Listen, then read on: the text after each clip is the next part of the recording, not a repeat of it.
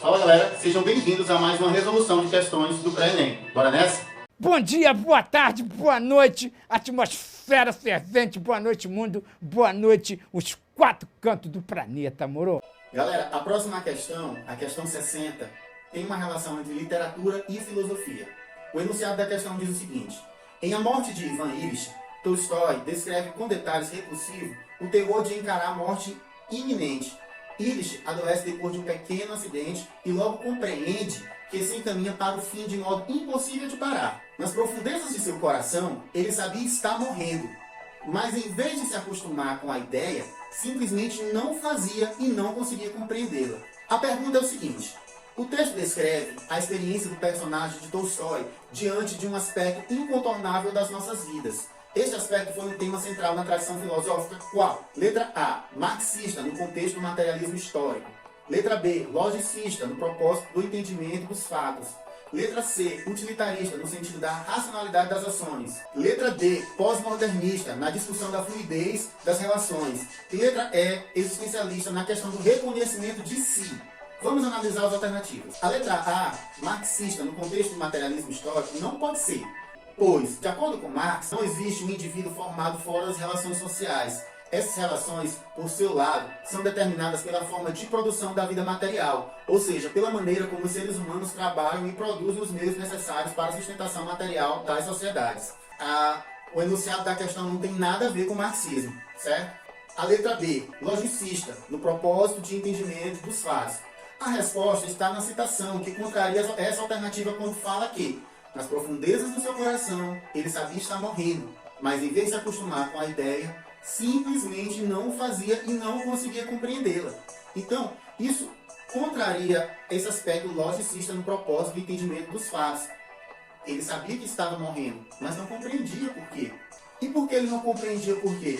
Ora, porque ele vivia numa sociedade onde havia dominação da técnica e um simples acidente o estava matando e ele não conseguia entender por quê. Poxa, foi só um corte no pé, eu vou morrer por causa disso, por exemplo, você poderia pensar. Utilitarista, no sentido da racionalidade das ações.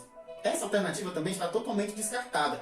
Não pode ser essa alternativa, pois a ética utilitarista vê na ação humana a propensão para realizar o maior bem possível, causando o mínimo de sofrimento para as pessoas, o que parece contrariar o texto, dada a morte solitária do personagem. Se dissesse assim, não, Ivan Illich se matou para salvar outras pessoas, como nos filmes sempre acontece, o sacrifício do herói, né? Então, isso seria no sentido de dizer que ele morreu em nome de um bem maior, ele sacrificou para um bem maior. Um sofrimento mínimo que salvaria milhões, ou bilhões, ou todas as pessoas, ou todo o universo, enfim. A letra D, pós-modernista na discussão da fluidez das relações. Gente, a pós-modernidade é marcada pela crítica e pela descrença em relação ao projeto da modernidade, que diz que a razão tecnocientífica favoreceria a emancipação humana, o que contraria o fato de que a personagem se agarra à vida e não entendeu por que está morrendo depois de um pequeno acidente, como eu falei, né?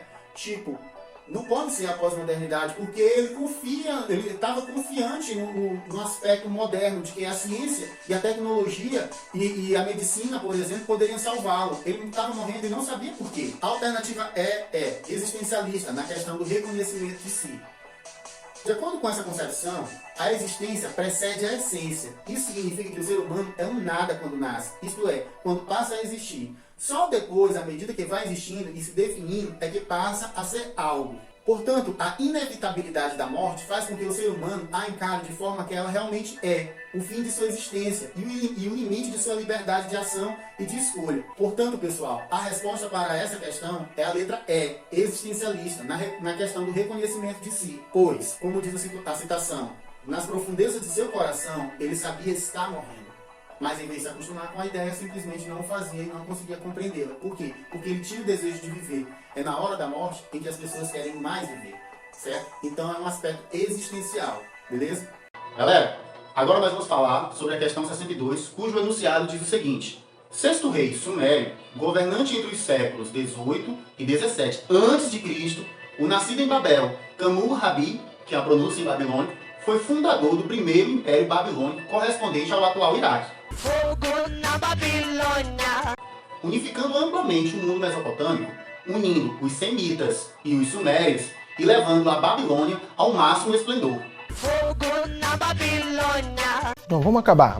Acabou. O nome de Hammurabi permanece indissociavelmente ligado ao código jurídico tido como o mais remoto já descoberto, o Código de Hammurabi.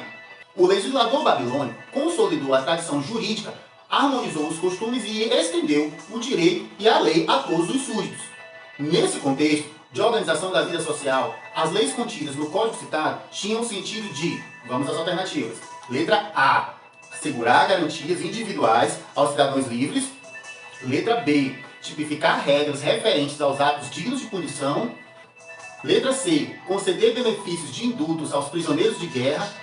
Letra D, promover distribuição de terras aos desempregados urbanos.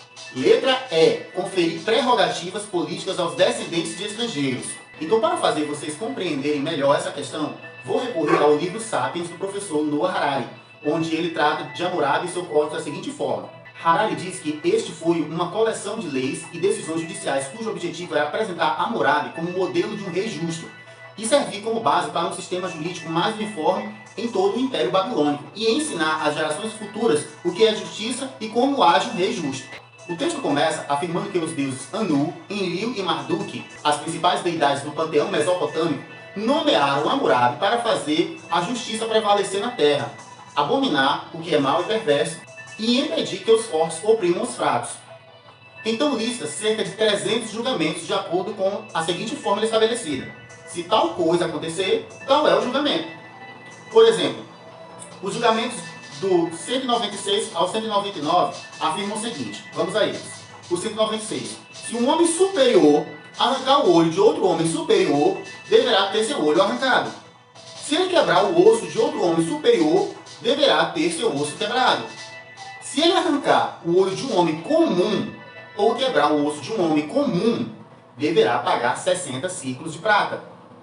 Se ele arrancar o olho do escravo de um homem superior, ou quebrar o osso do escravo de um homem superior, deve pagar metade do valor do escravo em prata. Mais adiante, temos outros julgamentos com as respectivas sentenças. 211. Se ele bater em uma mulher comum e a fizer abortar, deverá pagar 5 ciclos de prata. 212. Se essa mulher morrer, ele deverá pagar 30 ciclos de prata. 213. Se ele bater em uma escrava e a fizer abortar, deverá pagar 2 ciclos de prata. 214. Se essa escrava morrer, ele deverá pagar 20 ciclos de prata. Depois de listar seus julgamentos, Hammurabi declara novamente que essas são as justas leis que Hammurabi, o rei sábio, estabeleceu e por meio delas conduziu a terra no caminho da verdade e da retidão. Eu sou Hammurabi, rei nobre. Não me eximi da minha responsabilidade para com a humanidade, entregue a meus cuidados pelo rei Enlil, e de cuja condução Deus Marduk me encarregou.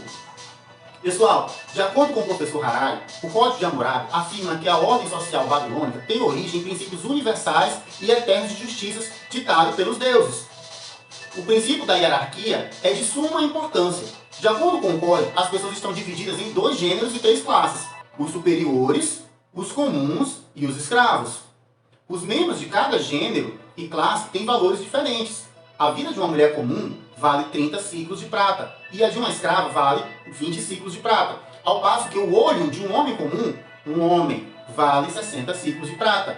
Feita essa explicação, voltemos para as alternativas e vejamos que a que mais se coaduna com o que foi exposto até agora é a alternativa B, que diz tipificar regras referentes aos atos dignos de punição. Que a pessoa, quando agride, ela tem um motivo dela para agredir. Ficou compreendido isso, galera? Então vamos passar agora para a questão 63, que tem no seu enunciado o seguinte.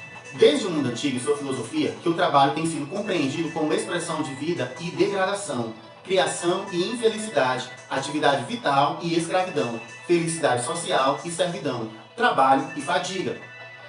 Na modernidade, sob o comando do mundo da mercadoria e do dinheiro, a prevalência do negócio, negar o ócio, veio sepultar o império do repouso, da folga e da preguiça, criando uma ética positiva do trabalho.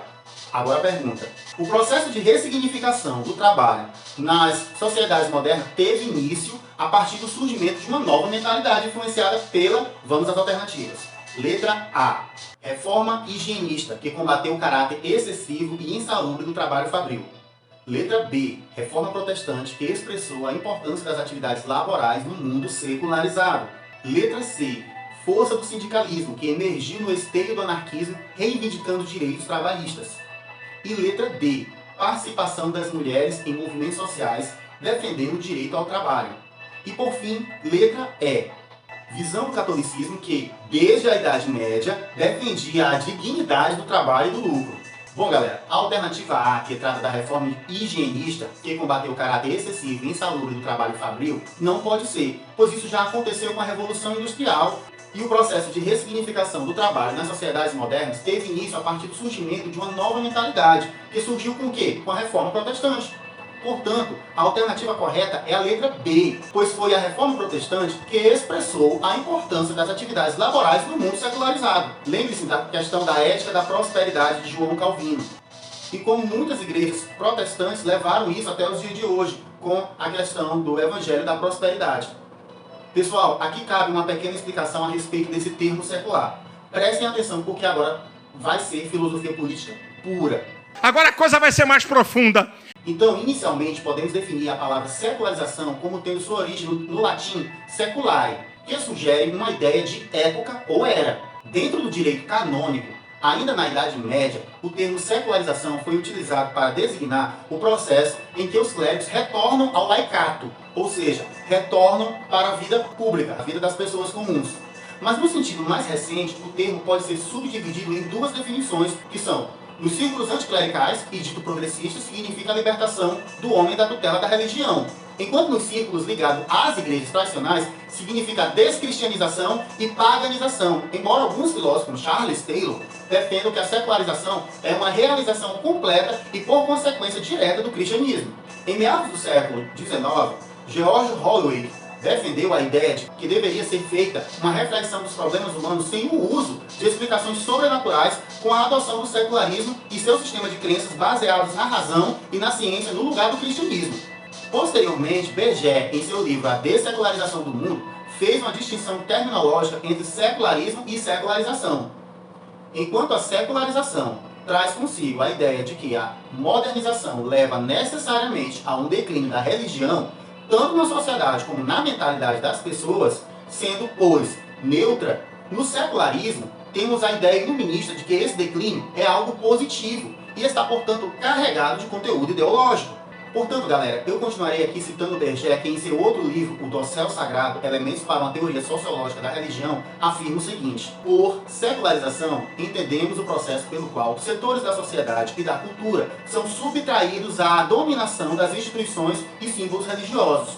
Quando falamos sobre a história ocidental moderna, a secularização manifesta-se na retirada das igrejas cristãs de áreas que antes estavam sob seu controle ou influência, separação da igreja e do Estado, expropriação das terras da igreja ou emancipação da educação do poder eclesiástico, por exemplo. Ela afeta a totalidade da vida cultural e da ideação e pode ser observada no declínio dos conteúdos religiosos nas artes, na filosofia, na literatura e, sobretudo, na ascensão da ciência como uma perspectiva autônoma e inteiramente secular do mundo. Como há uma secularização da sociedade e da cultura, também há uma secularização da consciência. Isso significa, simplificando, que o Ocidente moderno tem produzido um número crescente de indivíduos que encaram o mundo e suas próprias vidas sem recursos às interpretações religiosas. Acompanhando essa corrente de raciocínio, teremos no filósofo Charles Taylor uma tripla definição do conceito de secularidade, que se opõe ao que ele chama de forma 1, que são espaços públicos secularizados, e a forma 2, que é o declínio da crença e da prática religiosa, como acabamos de citar aí no Berger. Essa terceira forma de secularismo, apresentada por Charles Taylor, está de acordo com o que Berger acaba de dizer acima, pois consiste em novas condições de crença e numa nova configuração da experiência que impele e é definida pela crença, num novo contexto de que se deve processar toda a busca e questionamento sobre o moral e o espiritual. Desse modo, conclui Taylor, afirmando que a modernidade origina a secularidade em todas as suas três formas. Essa ligação causal é inelutável e a teoria central da secularização empenha-se em explicar por que assim foi. A civilização moderna só pode originar a morte de Deus. É isso que conclui Charles Taylor em seu livro A Era Secular. Então não adianta depois, quando cruzar comigo aí, ficar de carinha torcida, né? Falando pelas costas, ou então arrumar uma galera pra me pegar no ponto ali, que isso não vai dar certo. Bom, galera, eu vou ficando por aqui. Por enquanto, eram essas as questões que eu tinha para tratar com vocês. Espero vocês na próxima aula e falou!